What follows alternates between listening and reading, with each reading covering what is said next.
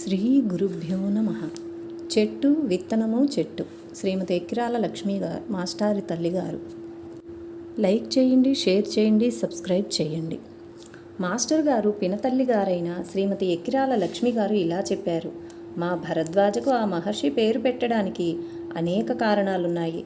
మాది భారద్వాజస గోత్రం, అంటే గోత్రము నామము ఒక్కటే.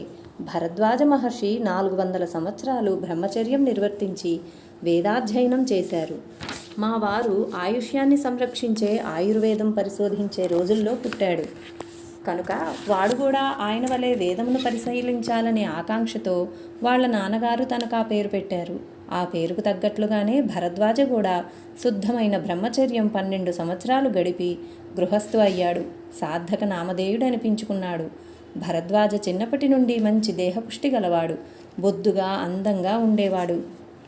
సమస్సమ విభక్తాంగ స్నిగ్ధవర్ణ ప్రతాపవాన్ పీనవక్షో విశాలాక్ష లక్ష్మీవాన్ శుభలక్షణం అని రాముణ్ణి వర్ణిస్తారు. అదేవిధంగా శరీరంలోని అవయవాలు ఎలా ఉండాలో అలా ఉండేవి. మంచి రంగు, గిరజాల జుట్టు. చిన్నప్పుడు తనను ఎత్తుకోవాలంటే చాలా బరువుగా ఉండేవాడు. తలంటి పోసి జుట్టు దువ్వి మంచి బట్టలు వేసి కూర్చోబెడితే 4 లేక 5 ఏళ్లప్పుడు కూడా సింహం పిల్ల జుట్టులా ఉండేది. అందరూ తనను చూచి, ఏమండి ఆచార్యులు గారు, మీ వాడు అచ్చం సింహం పిల్లలా ఉన్నాడండి అనేవాళ్ళు.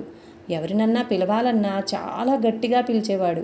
ఆ అరుపు ఎంత దూరానికో వినిపించేది. జిజ్ఞాస అనేది భరద్వాజకు చాలా చిన్నతనం నుండి ఉండేది. ఒకరోజు తన చిన్నప్పుడు ఒక పిచ్చుక పైనుండి క్రిందపడి చచ్చిపోయింది.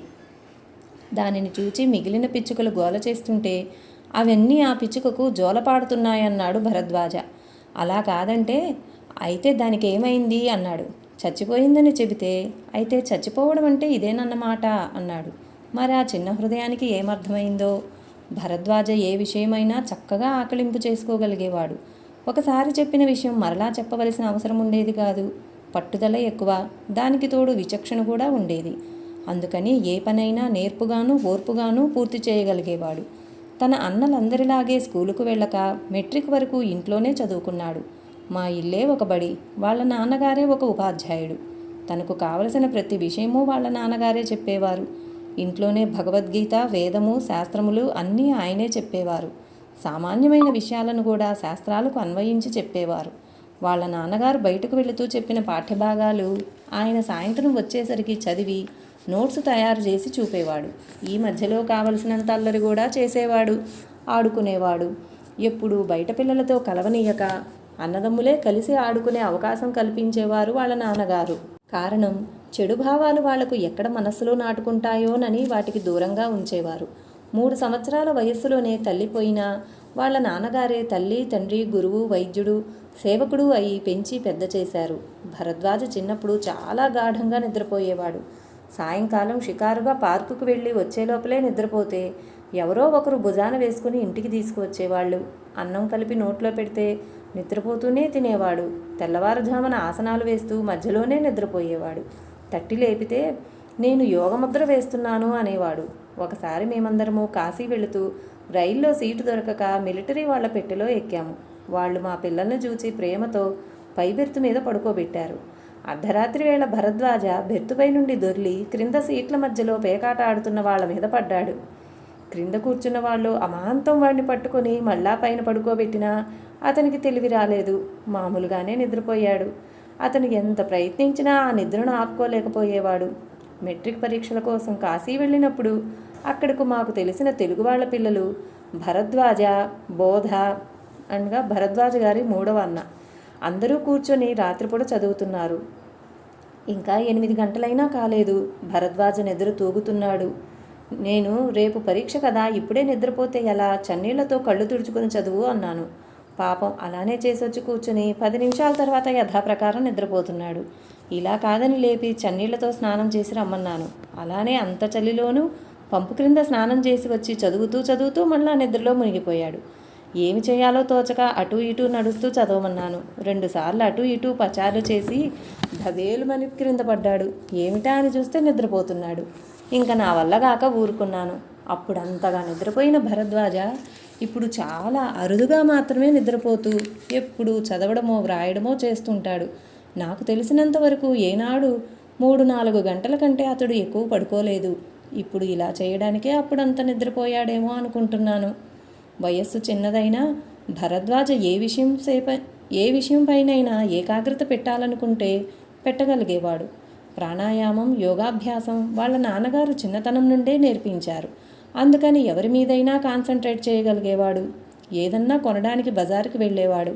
ఒకరోజు త్రోవలో మార్కెట్ దగ్గర గారడీవాడు గంటం రోగిస్తూ అందరినీ పోగు చేసి గారడీ చేస్తున్నాడు. వాడు తన చాకచక్యంతోనూ కనికట్టుతో విద్యతోనూ ఎన్నో విచిత్రమైన ప్రదర్శనలు చేస్తుంటే భరద్వాజ ఆ గుంపులో నిలుచుని వాడిపై తన యోగ దృష్టిని నిలిపాడు. వాడు తికమకపడి తాను చేసే పని చేయలేకపోయాడు. చివరకు ఎవరబ్బా తన మనస్సు పనిచేయకుండా చేస్తున్నది అని జనం వైపు చూచి మెల్లగా భరద్వాజ దగ్గరకు వచ్చి, బాబు నీకు పుణ్యం ఉంటుంది, ఇక్కడి నుంచి వెళ్ళిపో, నాకు 4 పైసలు కూడా దొరకకుండా చేస్తున్నావా అని బ్రతిమలాడితే భరద్వాజ ఇంటికి వచ్చి తను చేసిన ఘనకార్యం నాకు చెప్పాడు. నేను వెంటనే ఇంట్లో నన్నే కాకుండా బయటవాణ్ణి కూడా ఏడిపించావన్నమాట అన్నాను. దాంతో నవ్వుకుంటూ వెళ్ళిపోయాడు. ఇంట్లో రోజు ఉదయం మా వారు నాకు మా పిల్లలకు భగవద్గీత చెప్పేవారు. అందరము ఆరుబయట కూర్చొని నేర్చుకునేవాళ్ళం. ఆ సమయంలో భరద్వాజ నాపై కాన్సన్ట్రేట్ చేసేవాడు. దానితో నాకు తలంతా సూదులతో గుచ్చినట్లుగా ఉండేది. వెంటనే నేను భరద్వాజతో కళ్ళతో వద్దని చెప్పేదాన్ని. వెంటనే మానేసేవాడు. మేము మాట్లాడుకోకూడదు, అది భగవద్గీత క్లాసు, అందులోనూ వాళ్ళ నాన్నగారు చెబుతున్నారు కదా, తెలుసుకున్న సూత్రానికి ప్రాక్టికల్ చేయాలి కదా, అందుకని నమ్రతగా ఉండేవాళ్ళు కావాలి కనుక నా మీద గారడీవాడి మీద ప్రయోగం చేసి చూసుకుండేవాడు అనుకునేదాన్ని. అప్పుడు నేను మనసులో భరద్వాజ పెద్దవాడైతే ఎంత గొప్ప మేధాశాలి అవుతాడో అనుకునేదాన్ని. మా వారికి తన కొడుకులంటే ఎనలేని ప్రేమ. వాళ్ళ మీద ఈగను కూడా వాళ్ళనిచ్చేవారు కాదు. అలా అని వాళ్ళు తెలియక ఎంత చిన్న పొరపాటు చేసినా సహించేవారు కాదు. వాళ్ళ పొరపాటు వాళ్లకు తెలియజెప్పి బాగా దండించేవారు. మళ్ళీ జీవితంలో ఎన్నడూ వాళ్ళు ఆ పొరపాటు చేయకూడదు. నేను అడ్డుపోతే ఇటు పిల్లలు అటు ఆయన కూడా నన్ను నెట్టిపారేసేవారు. మేము చేసిన తప్పుకు మేమే శిక్ష అనుభవిస్తాం, మధ్యలో నీకెందుకు అనేవాళ్ళు. భరద్వాజకు చిన్న వయసు నుండే ఎంతో ధైర్యము, సమయస్ఫూర్తి ఉండేది.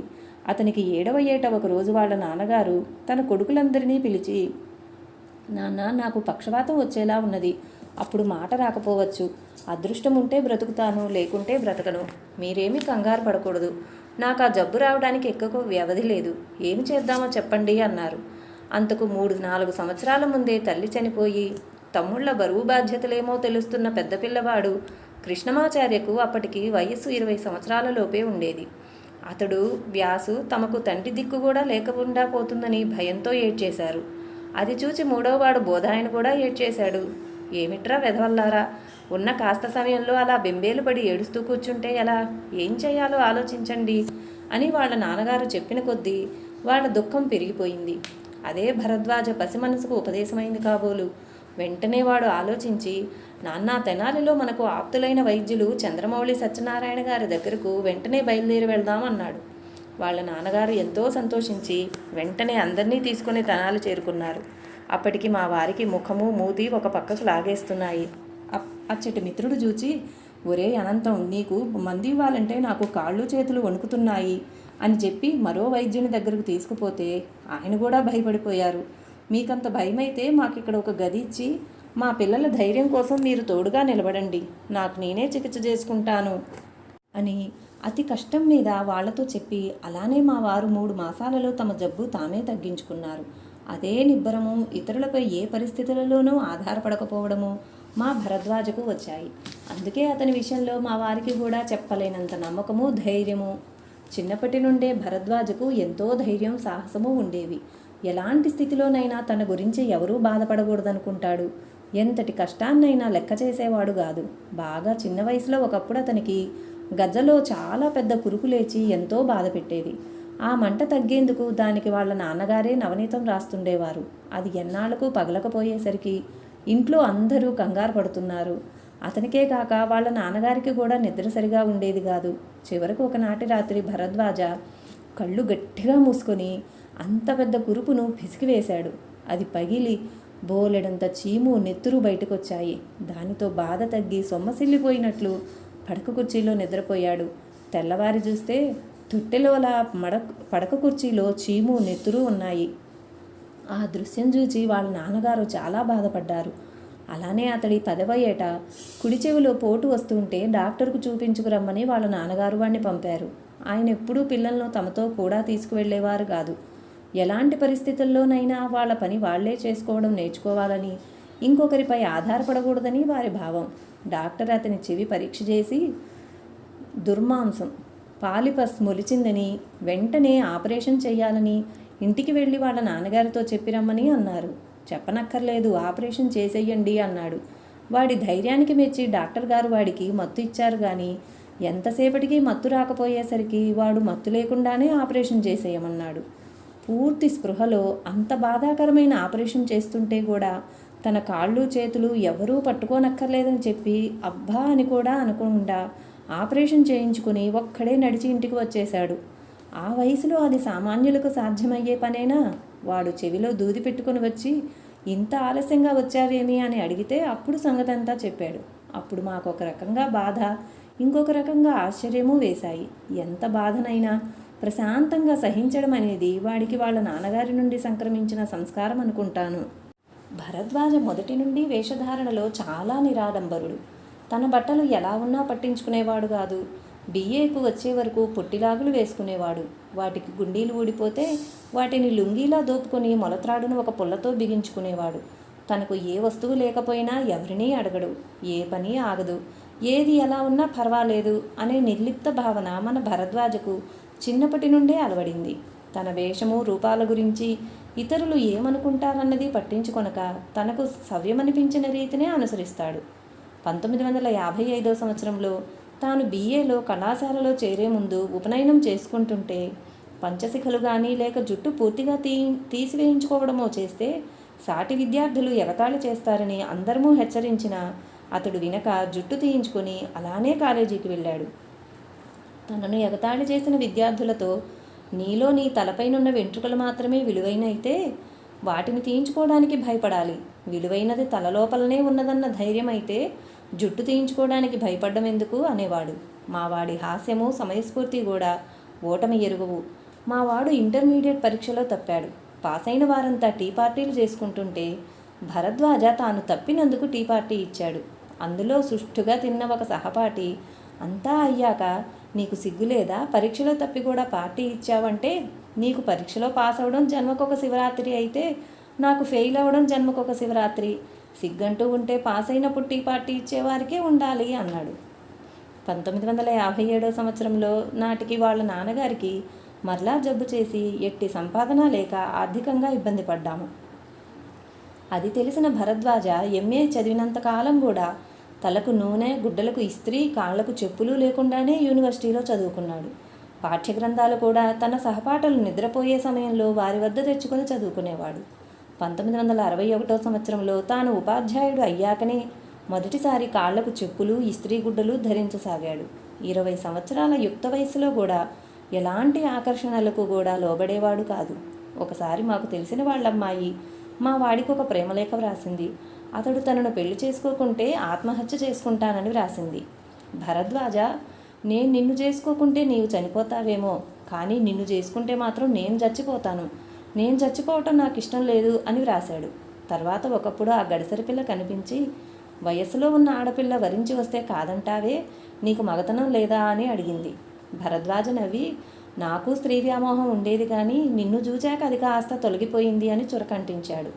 అదేమి చిత్రమో కానీ తర్వాత ఆ పిల్లకు వివాహమై కొద్ది సంవత్సరాల్లోనే ఆమె భర్త చనిపోయాడు. మా వారు తమ పిల్లల్లో డబ్బు మీద వ్యామోహం కలిగనిచ్చేవారు కాదు. అది ఆయనకు లేదు. మన మీద మనకు విశ్వాసం లేకుంటేనే డబ్బు మీద విశ్వాసం ఉంచుతామని ఆయన అనేవారు. అదే పోలిక మన భరద్వాజకు వచ్చింది. కళాశాలలో ఉపాధ్యాయుడు అయ్యాక తనకు చేతనైతే IAS పరీక్షలో పాస్ అవ్వమని మా రెండవ అబ్బాయి వేదవ్యాసు సవాలు చేస్తే అతడు పట్టుదలతో ఆ పరీక్ష పాస్ అయి హిమాచల్ ప్రదేశ్ సర్వీసుకు ఎన్నికైనప్పటికీ అది తన స్వేచ్ఛకు, నైతిక జీవితానికి ప్రతిబంధకమని తలచి విడిచిపెట్టాడు. తాను నమ్మిన ఆధ్యాత్మిక అన్వేషణ కొరకు 2 సార్లు స్థిరమైన ఉపాధ్యాయ పదవికి రాజీనామా చేసి తడవకు ఒక్కొక్క సంవత్సరం పాటు నిరుద్యోగిగా ఉన్నాడు. అయినప్పటికీ వాళ్ళ నాన్నగారి దగ్గర నుండి కానీ, అన్నల నుండి కానీ, మరే మిత్రుడి నుండి కానీ ఒక్క పైసా అయినా సహాయం పొందలేదు. ఒక్క నెల రోజులైనా ఆశ్రయం కోరలేదు. ప్రతిసారి తనకున్న సర్వీస్ అంతా విడిచిపెట్టుకొని మరలా ఆంగ్ల శాఖలో అందరికంటే చివరివాడుగా చేరాడు. ట్యూషన్లు చెప్పి కానీ గైడ్లు రాసి కానీ డబ్బు ఎన్నడూ సంపాదించలేదు. మాకు తెలిసి తనకొచ్చే జీతంలో ఎందరో పేద విద్యార్థులకు చదువు చెప్పించాడు. నిరుద్యోగులందరికో డబ్బు సహాయం చేస్తుండేవాడు. కొందరికి బ్యాంకులో అప్పిప్పించి వాళ్ళు చెల్లించలేకపోతే అదంతా తానే కట్టుకున్నాడు. తనకొచ్చిన పేరు తన కోసంగా ఎన్నడూ ఉపయోగించుకోలేదు. అతడిచ్చిన సహాయము, అతని పేరు, పలుకుబడి, సలహాలు వినియోగించుకొని ఎందరో జీవితంలో స్థిరపడ్డారు. అయినప్పటికీ వాళ్ళ నుండి కించిత్తైనా సహాయం కానీ లేక కృతజ్ఞత కానీ అతడు ఆశించక, వాళ్ళల్లో కొందరు అతన్నే విమర్శిస్తున్నా పట్టించుకొనక, వెనుక వాళ్ళు గౌరవించింది నేనంటే వాళ్ళకప్పుడున్న అభిప్రాయాన్ని, ఈనాడు విమర్శిస్తున్నది కూడా ఈనాడు వాళ్లకు నేనంటే ఉన్న అభిప్రాయాన్ని. వాళ్ళ పరిపాకం అంతే. వాళ్ళ శక్తికి మించింది వాళ్ళు చేయలేకపోవడం నేరమేమీ కాదు కదా. నాన్నగారు చెప్పినట్లు శక్తి వంచన లేకుండా సమాజానికి మేలు చేయడం ఒక్కటే మన పని. దాని విలువ తెలుసుకొని ఉపయోగించుకొనడమో, తెలుసుకొనక దానిపై బురద చల్లడమోనన్నది సమాజం యొక్క ప్రాప్తాన్ని బట్టి ఉంటుంది అంటాడు. ఎంతెంతో కట్నాలిస్తామని ఎన్నో పెళ్లి సంబంధాలు వచ్చినా మా వాడు లక్ష్య పెట్టలేదు. మహాత్ములు ఆదేశించాక వాళ్ళు సూచించిన సంబంధాన్ని కట్నం కించిత్తైనా తీసుకోకుండా వివాహం చేసుకుని ఆదర్శవంతమైన గృహస్థ జీవితం గడుపుతున్నాడు. అతడు చెప్పినట్లు తనను గురించి వాళ్ళ నాన్నగారు కనిన కలలు, నిరంతరం కష్టించి ఇచ్చిన సంస్కారము అతడిలో సార్థకమయ్యాయి. అవాంఛనీయమైన ఒత్తిడులు ఎంత బలమైనవి ఎదురై తనను ఉద్యోగానికి దూరం చేసినా అతడు కించిత్తైనా తలవొగ్గక ఉత్తమమైన కార్యక్రమం చేసుకుంటూ పోతున్నాడు. ఇటీవలన నెలకు 4-5 వేలకు తక్కువ లేకుండా జీతమిస్తామని రెసిడెన్షియల్ కళాశాల వారు ఎంతగా ఆహ్వానించినా అది తన కార్యక్రమానికి అవరోధమని తలచి అంగీకరించలేదని తెలిసింది. అతని పసితనంలో తల్లి చనిపోయిన దగ్గర నుండి వాళ్ళ నాన్నగారే తల్లి అయి పెంచినందుకు, గురువై ప్రాచీన గురుకుల విధానంలో చదువు సంస్కారము అందించినందుకు, ధన కీర్తి సుఖభ్రాంతులనే తెగుళ్ళు రాకుండా సంరక్షించినందుకు మా భరద్వాజ అన్నిటినీ సార్థకం చేసుకుని అలనాటి భరద్వాజ మహర్షిలా తన పితృరుణము, దేవరుణము, ఋషి రుణము పుష్కలంగా తీర్చుకుంటున్నాడు. ఈ 51వ జన్మదినం సందర్భంగా సంపూర్ణమైన తన తల్లిదండ్రుల ఆశీస్సులతో, భగవంతుని అనుగ్రహంతోనూ దీర్ఘాయుష్మంతుడై తన జీవితాన్ని ఇంకా ధన్యం చేసుకోగలగాలని, లోక కళ్యాణానికి ఇంకెంతెంతో సేవ చేసుకోగలగాలని మనస్ఫూర్తిగా ఆశీర్వదిస్తున్నాను. ఆచార్య శ్రీ ఎక్కిరాల భరద్వాజ మాస్టర్ గారికి జై.